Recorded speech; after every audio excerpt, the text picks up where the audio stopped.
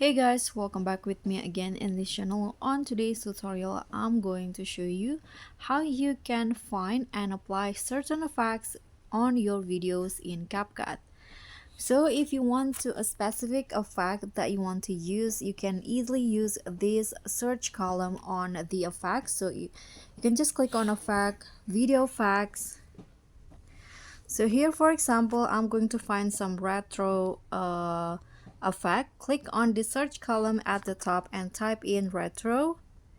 Click on enter on your keyboard, and here you can choose between the video or body effects related to the retro keyword. So for example, in here I'm going to add the retro DV effect. Click on the effects that you want to use, and that's it. It will automatically add it into your clips.